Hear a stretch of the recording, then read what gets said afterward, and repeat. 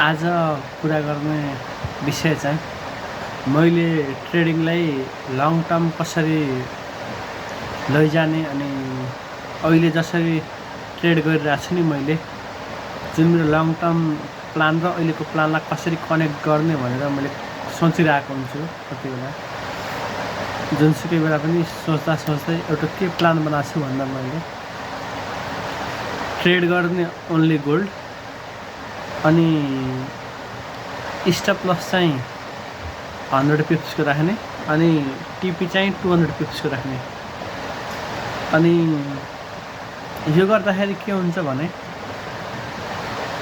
हामीले 10K को account भए पनि 50K को एकाउन्ट भए पनि अनि 100K को एकाउन्ट भए पनि पर्सेन्टमा सोच्ने बानी बस्छ। जस्तै मैले 10K को एकाउन्टमा $50 लेख्छु स्टप लस र 100 चाहिँ टिपी लेख्छु, जसमा चाहिँ 100 पिप्स हुन्छ स्टप लस अनि 200 पिप्स टिपी हुन्छ। त्यस्तै गरेर मैले 50K को एकाउन्टमा पनि मैले मेरो रिस्क डिफाइन गरेँ भने अहिले जुन रेसियोमा लगाएको छु त्यति बेला चाहिँ मैले जुन एमाउन्ट देखेर जुन फियर हुन्छ नि माइन्डमा, जुन प्लान एक्जिक्युट गर्न गाह्रो हुन्छ सानो एकाउन्टदेखि ठुलो एकाउन्टमा जाँदासम्म, त्यो चाहिँ कन्ट्रोल हुन्छ भनेर मैले एउटा स्ट्रक्चर वेमा ट्रेड गर्ने प्लान गरिरहेको छु। तर यो एक्जिक्युट चाहिँ हुँदैन, टु बी अनेस्ट मेरो पर्फेक्टली एक्जिक्युट हुँदैन अझै पनि।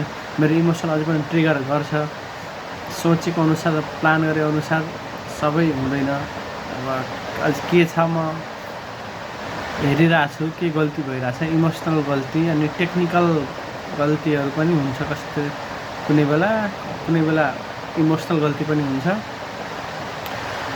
मेरो प्लान चाहिँ त्यही छ। अहिलेको भन्दा पनि पछि मैले मेरो गोल चाहिँ अल्टिमेटको चाहिँ 100K को फन्डेड एकाउन्ट ट्रेड गरेर त्यहाँबाट कन्सिस्टेन्टली 1% or 2% त्यो विथड्र गर्ने हो। त्यसको लागि मैले सोचिरहेको छु कि अहिले चाहिँ 10K को एकाउन्ट गर्दा चाहिँ मलाई त्यति इमोसनली ट्रिगर नहोला, तर 100K को गर्दाखेरि चाहिँ इमोसनल ट्रिगर हुनसक्छ। सो मेरो प्लान त्यो छ। तपाईहरू पनि यदि ट्रेड गर्नुहुन्छ भने, यदि यो कुराले हेल्प हुन्छ भने तपाईँ पनि सोच्न सक्नुहुन्छ। यदि तपाईँ पनि बिगिनर हुनुहुन्छ पक्कै पनि सबैको पछि त अलि राम्रो फन्ड ट्रेड गर्ने आफ्नो पर्सनल एकाउन्ट भए पनि फन्डेड एकाउन्टमा भए पनि राम्रो फन्ड ट्रेड गर्ने नै हुन्छ।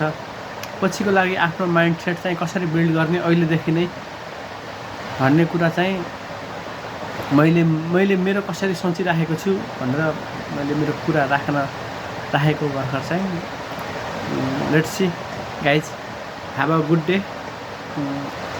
मलाई पनि के लाग्छ भन्दाखेरि डिसिप्लिन हुनु नै सबैभन्दा इम्पोर्टेन्ट कुरा हो। विथ एउटा मार्केटको स्ट्रक्चर पनि जान्नुपर्छ अनि एउटा स्ट्रक्चर आफूले रिकगनाइज गर्ने अनि त्यो एउटा मात्र स्ट्रक्चरलाई चाहिँ डिसिप्लिन भएर फलो गर्ने। Have a good day guys, thank you for watching.